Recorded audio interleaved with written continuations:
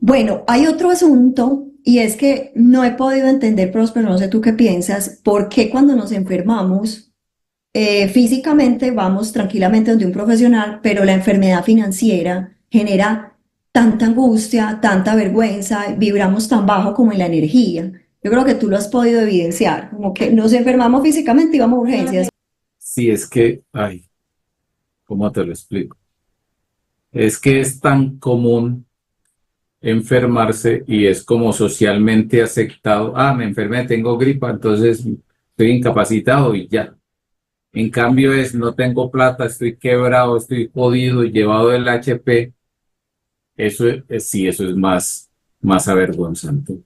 Es como una vergüenza, es una vergüenza. Y si vieran, o sea, yo leo todas estas normas y yo digo, Dios mío, si la gente leyera esto.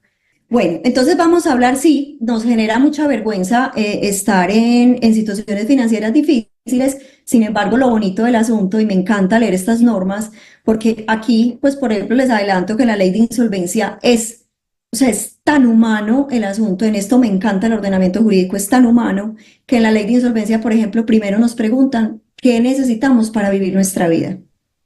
Muchos de los deudores dejan de vivir su vida, de solventar sus necesidades básicas por pagar deudas, cuando el mismo ordenamiento jurídico nos permite, venga, ¿qué es lo que usted necesita para vivir y qué le queda para pagar?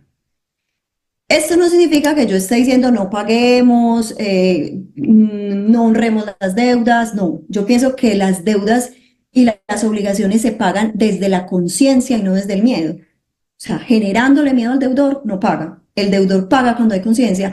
Y lo he podido verificar en mis años de experiencia. Cuando yo le ayudo al cliente a entender o a la persona o al deudor a entender qué pasó y a encontrar una salida desde la conciencia, encuentran más fácil el camino que desde el miedo o la presión, que eso pues ya está mandado a recoger y gracias a Dios hemos regulado. Entonces hablemos ahora sí de las implicaciones reales. ¿Qué pasa si no pagamos? ¿Qué pasa si incurrimos en mora? Primero, nos van a llamar. Eso es lo primero que sucede.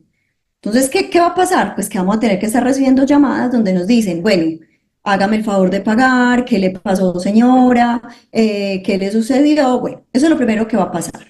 Pero resulta que hay una norma muy linda que se llamó, en los medios de comunicación la llamaban Ley No Me Joda. A mí me parece un nombre que no es como tan correcto, yo lo llamaría protección a la intimidad del consumidor financiero, protección a la intimidad del consumidor financiero.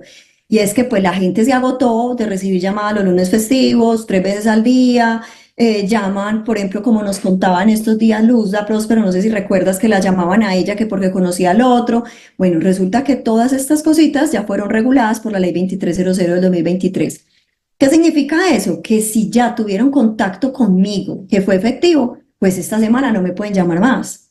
O sea, ya tuvieron contacto conmigo, que no pueden estar llamando en horas que no son laborales, que un lunes festivo no se llama un deudor, que un domingo no se llama un deudor, que tampoco pueden estar llamando referencias. Ah, es que Próspero conoce a Ángela. Hola Próspero, ¿cómo está? Vea, para que le diga a Ángela que se hace el favor de pagar. Eso quedó prohibido por la ley.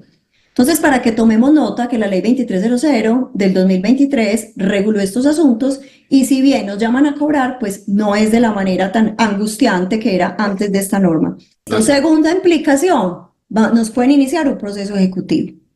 Cuando hablamos de entidades financieras, las entidades financieras tienen cada una unas políticas distintas de cobro jurídico.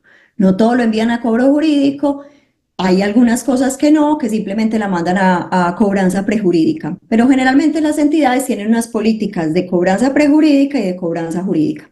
Cuando hablamos de personas naturales, pues generalmente las personas naturales todas demandan cuando hay una deuda. Pero ¿qué implicaciones hay? Hay un proceso ejecutivo, que es muy importante aquí resaltar. Existe un debido proceso. ¿Qué significa eso? Y por eso lo resalto cuando hablamos de implicaciones reales del no pago. No es que yo estoy en mora, entonces van a venir a quitarme la casa, van a venir a quitarme las cosas. No, resulta que yo, como demandado, tengo derecho de defenderme, de excepcionar, de manifestar, de decir en que no estoy de acuerdo, de que haya un procedimiento correcto frente a las cosas y no de una vez. O sea, yo tengo derecho a un debido proceso y es un derecho fundamental regulado en la Constitución política. Entonces hay que tener en cuenta que si bien nos pueden demandar, pues tenemos unos derechos. Muy importante, Próspero, y aquí por favor les pido que tomen nota, subrayen, y es que toda esta ley del comercio electrónico y obviamente el Código General del Proceso, que ya toda la virtualidad empezó a aplicarse a partir de la pandemia, porque eso nos obligó pues a estar más frente a la virtualidad y los jueces y la rama judicial no fue ajena, se tuvo que montar en este bus, pues resulta que ya nos están notificando por correo electrónico. Y la notificación por correo electrónico se entiende como lista en 2 días hábiles después. ¿Qué significa eso? Que tenemos también nosotros que ser responsables de estarle informando a la entidad mis datos correctos.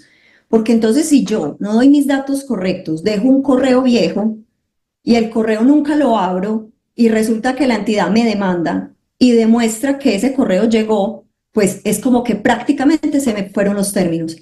Lo mismo está ocurriendo con una factura, Próspero. Entonces, si yo no la rechazo, entonces la entiendo aceptada. Entonces, hay una cantidad de implicaciones. Lo mismo cuando, por ejemplo, me van a reportar en centrales de riesgo que me tienen que avisar con el tiempo suficiente, pues si yo no tengo los datos debidamente actualizados, pues a mí no me va a llegar la información, ni para el reporte en centrales, ni para decirme que estoy demandado. Entonces, invitación muy importante, mantengamos actualizados los datos para que por lo menos nos ubiquen donde nosotros consideramos que nos deben ubicar. Entonces, aquí estamos hablando muy rápidamente del proceso ejecutivo. Hay posibilidades de defenderse, hay posibilidades de revisar. Un proceso ejecutivo es muy más expedito que cualquiera. Un título ejecutivo tiene pues como toda la prueba suficiente y por eso de una el proceso avanza más rápido. Sin embargo, tenemos derecho pues como a estar pendientes y no significa que el remate, por ejemplo, lo van a hacer en un día. Ahora, tercera implicación. ¿Hay preguntas, Próspero? Nada. Hay una pregunta, ¿cuál? Listo. ¿Y usted por qué no ¿Con lo cuántos días demora se lleva el cliente a reportar negativamente a centrales de riesgo? Listo. Para allá vamos. Ya vamos entonces vamos precisamente para otra de las implicaciones de nosotros entrar a cobro jurídico y resulta que son las centrales de riesgo. Pero la pregunta, ¿por cuánto tiempo? ¿En qué momento? Entonces hablemos de las centrales de riesgo. ¿Están viendo acá la diapositiva? ¿Se ve, Próspero? Sí, sí, se ve el martillo en el cuaderno, en la Eso. Biblia. Yo normalmente las diapositivas las pongo como un apoyo, pero no me gusta pues poner allí mucha información. Entonces vamos a hablar de centrales de riesgo y del reporte negativo y de las normas que corresponden a este asunto. Primero y principal, miren, las entidades financieras todas tienen diferentes políticas de cobro. Hay unas que, por ejemplo, a los 60 días, 90 días, dependiendo del producto, ya están mandando a cobro jurídico. Sin embargo, es muy importante tener en cuenta que para que a nosotros nos reporten negativamente, nos tienen que avisar con 20 días calendario de anticipación. ¿Qué significa eso? Que tenemos que estar atentos y por esa razón debemos tener la información actualizada en las entidades financieras para que nos avisen con el tiempo suficiente. Si no nos avisan con 20 días calendario de anticipación que nos van a reportar, ese reporte está mal hecho y podríamos pedir que lo descarguen. ¿Qué significa eso? Que tienes que estar pendiente. Yo creo que todos sabemos cuando estamos empezando a incurrir en mora. Cuando ya esto se nos fue, no estoy siendo capaz de pagar, tengo que estar pendiente de estas cosas. La entidad financiera me va a cobrar y me tiene que mandar un mensaje diciéndome, si usted no paga la obligación, será reportada en 20 días calendario a las centrales de riesgo.